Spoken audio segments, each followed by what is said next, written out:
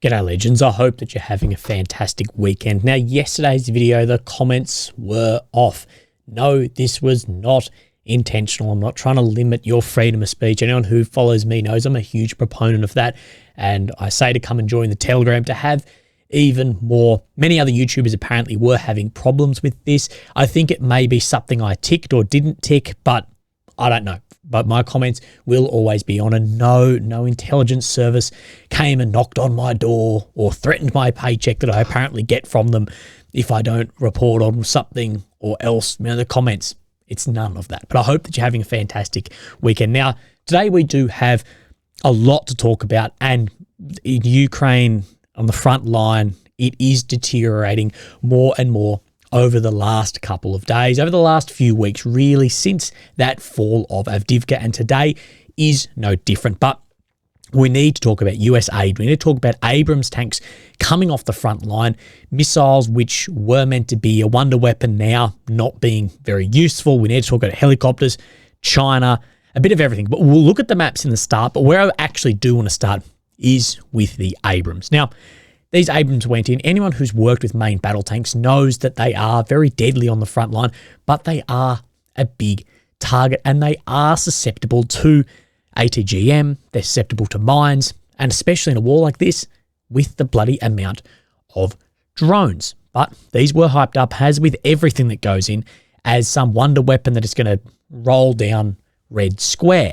Anyway, AP has reported this. Ukraine has sidelined US-provided Abrams M1A1 battle tanks costing about $10 million a piece. 5 of the 31 have been lost to Russian attacks. Now, we spoke about yesterday or the video before yesterday's video that in these new US aid packages, there wasn't any more Abrams tanks.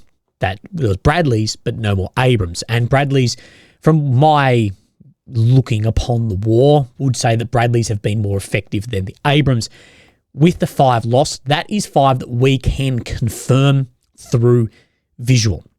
I do think to make this decision, there's probably been more than 5 lost, and I think it's probably behind closed doors, but I think there's been a similar decision made with the UK's Challenger 2, because I think I've seen one, maybe. The amount of Charlie 2s that went in compared to what we've seen, we don't see them at all. But continuing on the Abrams, I think with that, the 5 destroyed of 31, we'll take those numbers, but I think that there's more decision here than just taking them off the front line. I think that the US and General Dynamics have had some say in this, and hey, we can't just have these being destroyed. We need to go back to the drawing boards. How can these be used? But saying the proliferation of drones on the Ukrainian battlefield means there isn't open ground that you can just drive across without fear of detection.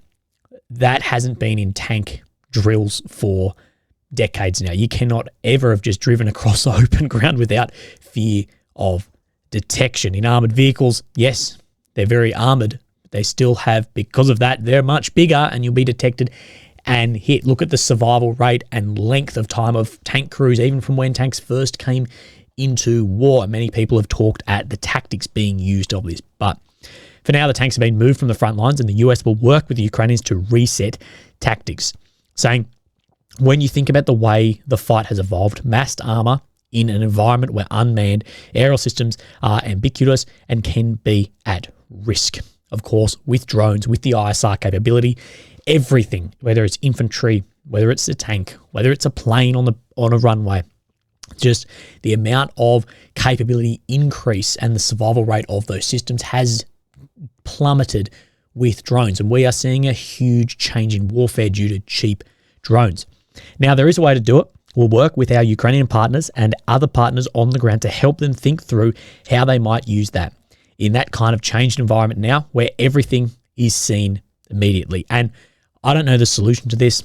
Tanks, from what we have seen, we know that tanks aren't obsolete, but some of the drills being used and some of the ways that tanks will be used in fight, that will be rendered obsolete due to these drones. But we're seeing things like the Blyatmobile bloody house tank still having major breakthroughs into areas. So what this is going back to the drawing board. This hasn't worked.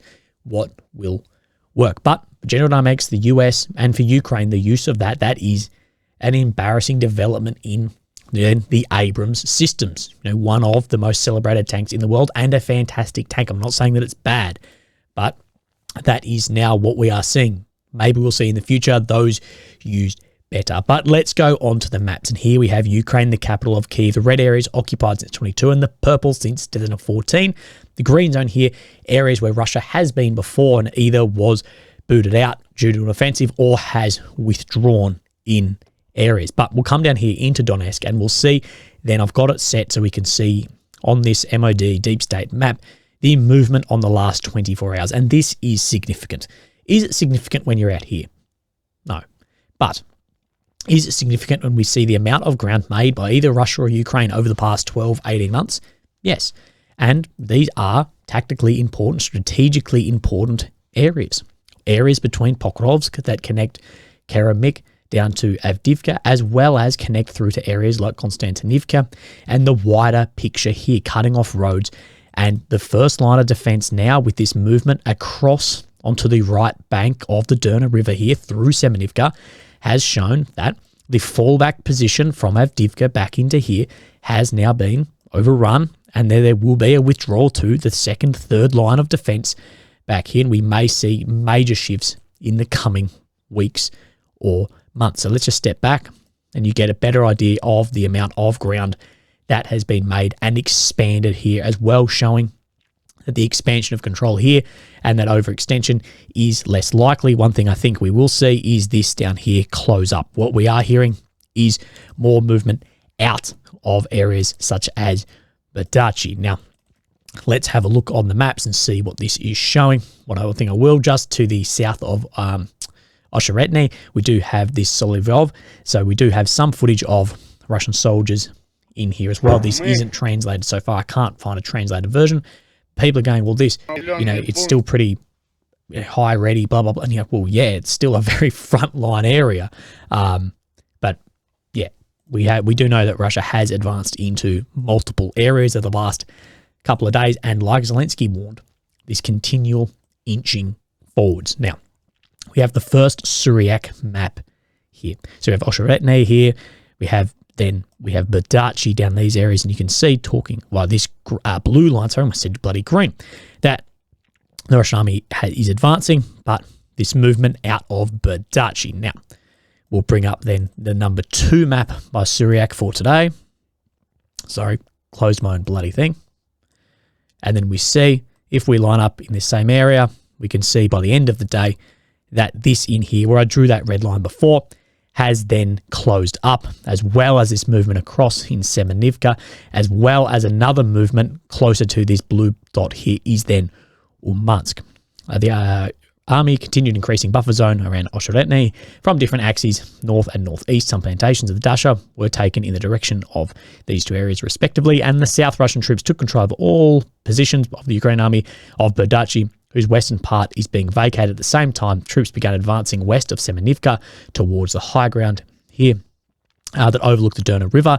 Moreover, Russian forces also restarted operations south of Urmansk. So there is a lot going on here. Now, these operations to the south of Urmansk, this isn't shown on this map here, but the other areas in this map, these are shown to be very, very similar. These are all very important fronts. Now, one thing I do want to show you on this map, if we come up into the north, we have this Sinkivka front, Vilshana Sinkivka front here, but we do see, if we click on this, a Russian advancement here. This is what we did see a couple of days ago. We saw movement here, and then more movement into Kislivka on this map. Now, Syriac doesn't have this update, but this is what we are expecting. What we're being told by Ukrainian intelligence is a Russian Kharkiv offensive, either coming from Belgrade, coming from occupied territory. We're not sure, but this is something of which we are expecting. We know multiple settlements in here have been evacuated as well. So maybe just wait out on what is going to be happening up onto that front. Now, let's come down into Bakhmut, and we see near Ivanovsky, we do see there is a Russian advancement here as well. Of course, Russia is trying to get Chasiv Yar. Ukrainian intelligence will say they want it by Victory Day, being May the 9th. We're not sure if that is possible given this. Sarah's saying that Russia will not capture Chasiv Yar, so I guess wait out on what is happening here. But we see that Syriac map is showing a movement in the similar direction. Yeah, not exactly the same, but when it's close enough between these two maps, we know there's been movement. Following 6 days of artillery prep, Russian army restarted a new round of attacks on this axis. The new parts of Mount Baba were taken, located at the southern outskirts of the Microcanal district. So again, different areas here, but again, when we know there's movement on a front between these maps, we get a better idea. Now, they're the only actual changes shown on this map, although many will say down in Krasnohivka, there are major changes, and that from this purple here, this is occupied since 2014. There has been positions fall which have been held for that amount of time, for now 10 years. So let's have a look on then the Syriac map. Now this map should have updated by now. We have footage of tanks, footage of flags being raised way out into here. So this should have been updated, something like this on this map. We know from days ago, and that is proven geolocations. But while clashes continue at the center of Krasnohivka, Russian army advanced from Staraya Malivka and took control over a section of the 2014 Ukrainian defense line called the Haunting House. So this area just out here being taken over, and correct amount of ground shown then on the south of Krasnohivka. We know this area is incredibly heavy fighting continuing through here. Come down into Robotny, no changes seen on this map. We know these just don't line up, and we don't know exactly what to say is happening here, but just to the northwest of Verbove, we have Verbove, that there was some change up in here. Now, I think we may actually see, we see that little shift in the grey zone. That's lining up similar-ish to this, but these maps just don't show the same picture. So we're sort of waiting on what is actually happening here. We know that it is in Russia's interest to try and recover these areas of those defensive works, if we can bring those up, to try and get these, because we know how effective these defensive works actually were and how Ukraine is considering an offensive. We've heard rumours of this year, but we'll have to at least next year. So I guess wait out and see what exactly happens on this front, and hopefully we'll get better updates and maps will start matching each other very soon. So what have we done? Talked about Abrams, we've talked about maps. Let's look at these munitions. Now, these munitions were one of these Wunderwaffens coming in. So this is the ground-launched small diameter bomb from the US to Ukraine. Originally, the US didn't want to give them because of the threat of them going into Russia, or then being a mythical red line cross or making things worse. But that this has not met expectations based on the experience of war in Ukraine, stated by the Deputy US Secretary of Defense, Acquisition and Sustainment, William LaPlante. One company, I won't say who they are, came up with a really cool idea of taking an air-to-ground weapon and doing a ground-launch version of it. We know exactly what this is. This is this weapon. And it would be a long-range fire weapon. They raced and did it as fast as they could, and we were limited the testing in this country. We said, look, just test for safety. And then we sent it to the Ukrainians. It didn't work. So what we know was the booster stage and the bomb were two different parts put together to fire this off. He explained there's problems from the electronic warfare systems. This is for GPS and typical debris and ground use and tactical application peculiarities. So this with the electronic warfare and GPS, people are saying the Achilles heel of a lot of Western weapons could lie in GPS and how reliant on GPS these systems are. LaPlante summarized the situation, emphasizing that when you send something to people in a fight for their lives and it doesn't work, they'll try it 3 times and then they'll just throw it aside. So that's happened. So those aren't being used anymore, at least not to the success that we thought they could have been. Now, let's talk about choppers. Now, one thing I want to say, it just popped into my head, is we know right now there's a lot of strikes, missiles going into Ukraine. There's said to be, Odessa and Dnipro as well, hits, but I always give it a little bit before we start confirming that, because we just don't know exactly what has been hit yet. And if we ever do know, well, that's probably out there as well. But let's talk choppers. So Ukraine's Center of Intelligence, GUR, released this footage here in the Moscow International Airport, lighting fire to a Kar-32 helicopter. So you see here, this is the chopper. Sorry, I'll just go back a little bit. So see these choppers here, not really relevant for the frontline use. Currently, it's not like it was a Car 52 or a Mi-8 down somewhere, lighting on fire, and then this takes off on the cockpit, but we have no idea of the extent of the damage yet. Said to be destroyed, but again, do not know the amount of damage caused to this. So a few videos came out that I saw. Now, I don't know if these are recent or not, but I've seen them recently, so it came to my eye of these rockets. So this is an LMUR, Light Multipurpose Guided Rocket. Now, these are off Russian attack helicopters. This is it sitting here.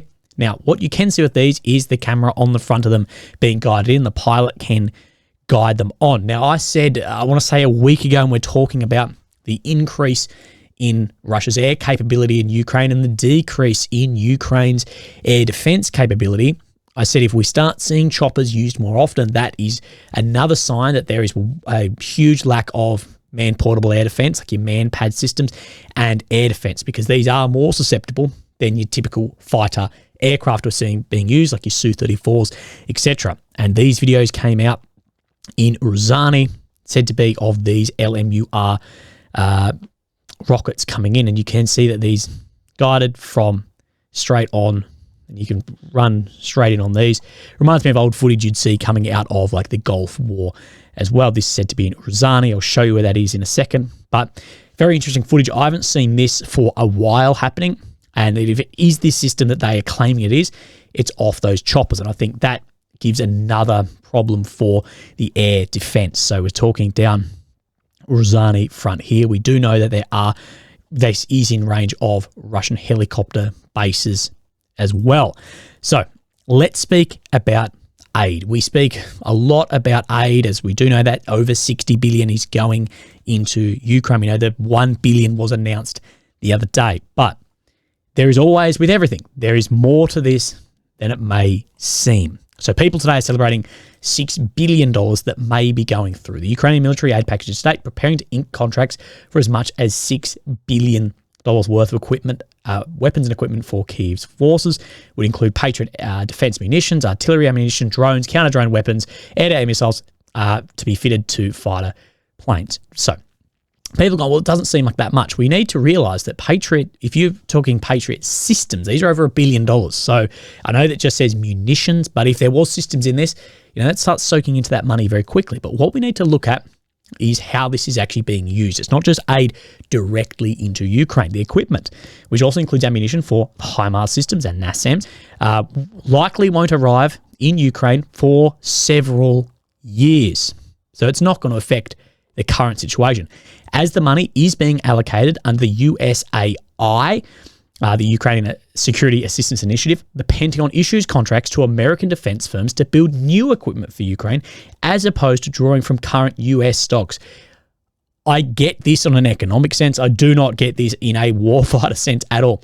Several years when we're seeing the frontline movements at the moment and the lack of stuff, it's not going to make a bloody difference. If they don't put stuff in, there may not be a Ukraine to give to in 7 years. But it's going in to fund these companies to build new systems. I don't get why the US would be looking to build new systems for Ukraine. The US has so much stuff. Yes, it is finite. I get it. But the amount of just equipment the US has is huge. But I get it on the economic sense that, well, we can fund into these defense companies, blah, blah, blah. And I think this ties all into this. Anyway, funny. But Lloyd Austin is expected to announce a new aid during a virtual meeting on Friday of the 50-plus nations that make up Ukraine Defense Contract Group. It will be a big boost for the US, was forced to show up empty-handed for a monthly gathering for months while the funding was stalled in Congress. Now, air defense, this is one of the biggest reasons, if not the reason we're seeing a lot of Russian advance, is because of the lack of Ukrainian air defense and lack of manpower in Ukraine. The artillery, the FABs, and I almost am putting those FABs, the dumb bombs, with artillery at this time, just flattening areas and able to move through unimpeded. And now we're seeing potentially those choppers come in. We've spoken about the EU is trying to find Patriot systems. It's what Ukraine is begging for is more Patriots. We're not going to play nice. We want Patriots. We know Greece yesterday said we're not giving you any Patriots or S-300s. Then people went, well, Spain will. Now, Spain's defense minister said that Madrid would deliver Patriot aircraft missiles to Ukraine, but it's not going to give batteries. The ministry, in a statement, decision to send missiles as well as ammunition, medicine and first aid combat kits. No reference to plan by Madrid to send full Patriot missile defense systems to Ukraine, citing their own defense. The transfer of a small number of missiles has come after the defense ministry refused to hand over to Ukraine the battery it has had deployed since 2013 on the Turkish-Syrian border. It will be a very limited number, as the Spanish War Reserve is around 50 units, and interceptors are very expensive. So, again, we've spoken about AD. People have this idea that these systems are just sitting in a warehouse somewhere. Now, I'm not saying that there aren't systems sitting in a warehouse. Not many of them are going to be doing that. This has been now for over a decade on the border, and they only have 50 units of it. So it is going to be very, very difficult. We'll see how this hole gets fixed with the US stuff. Like they're saying themselves, could be several bloody years. I don't think it will be that long because it's going to just need to be shorter, but we will see. So there's been a lot of talk from NATO Secretary General Jens Stoltenberg as well as Anthony Blinken from the US about China. And my belief in this is China has actually the most to benefit from this war. They have no soldiers fighting in this, basically not really supplying any weapons. They're just supplying microelectronics and some ISR stuff. They're learning a hell of a lot, but both of their major world power adversaries, being US and Russia, they're wearing down their arms. Russia is wearing down soldiers, and as well, their international relations dominance is decreasing in this. The US's is with the rise of the global south. The Russia's is with, you have a shift in military power, although we will say that from all accounts recently, Russia's military power may be more than it was before. But one thing that, you love him or hate him, but Henry Kissinger in his book World Order, he talks about the Chinese general and strategist Sun Tzu. Now, I can't remember the exact quote he says, but it's about pitting your enemies against each other. And I think this is where China will benefit the most from this. And it goes along the lines of the quote, "The supreme art of war is to subdue the enemy without fighting." And regardless of how this ends, I believe China will benefit and maybe looking at this going, okay, then now's our chance to go over here, go over there, or grab power in other areas, or grab economic dominance in some areas if there is a failing of the dollar somewhere. So let's look at what bloody NATO Secretary has said. Russia's friends in Asia are vital for its war effort. First and foremost, China. China is propping up Russia's war economy, sharing high-end technology like semiconductors and dual-use items with Russia. Last year, Russia imported 90% of its microelectronics from China, used to produce missiles, tanks, and aircraft. China is also working to provide Russia with improved satellite capabilities and imagery. All of this helps Moscow to inflict more death and destruction on Ukraine, bolster Russia's defense industrial base, and evade the impact of sanctions and export control. China says it wants good relations with the West. At the same time, Beijing continues to fuel the largest armed conflict in Europe since World War II. They cannot have it both ways. The thing is, their reliance on economies both ways here is probably how you can have it both ways. And this is where I think this seizing of Russian assets and selling them off, I have no problem with seizing Russian assets and using the money that they make as far as interest over to use it. But I think the most important thing that the West has is the dollar, the euro, and the pound, and the reliance in this. You start seizing assets and doing that, how many companies, billionaires, governments start looking and go, well, we don't want that. Let's invest somewhere else. And the decades of dominance by these powers may be shifting up.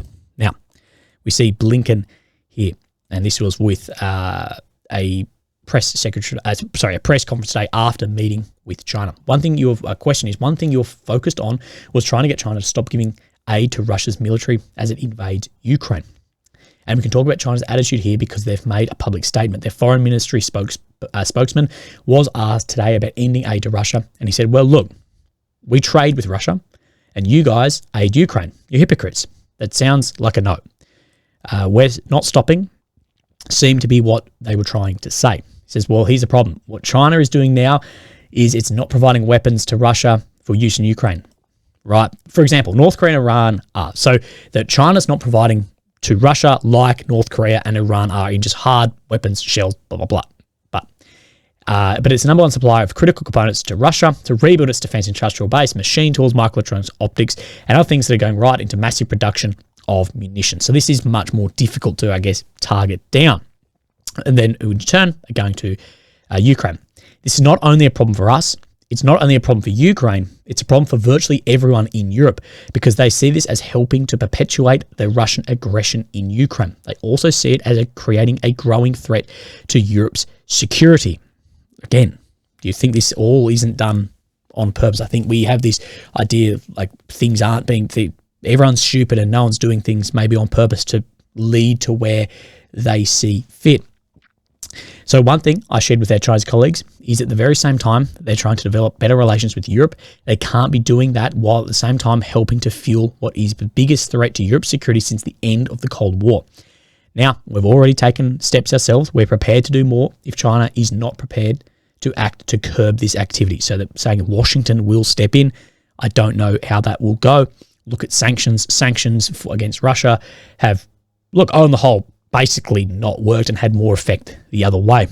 So you're trying to tell them that it's in their interest to stop aiding Russia, but you also told reporters just a short time ago, if China does not address this problem, we will. What power do you have? Well, as I've said, you've already seen us take action against more than 100 Chinese entities with sanctions applying export controls. There are other measures that we're fully prepared to take. As I said before, if China won't act, we will. So it will be interesting to see what comes of that there. But if you don't think that China is not watching what the US, what Europe, what Russia is doing, mistakes being made across that whole area, I'd say that you're incorrect. And people have even speculated before that if Russia was to have some sort of big hiccup in power control, depending how this war ends, could China step in to try and seize something in Russia as well? But at that point, we're just putting tinfoil bloody hats on. Legends, this video was very tough to get through. I can't speak today. Some knob on my street has got like a dirt bike. Anyway, look after yourselves. I'll speak to you tomorrow. Thank you. Bye-bye.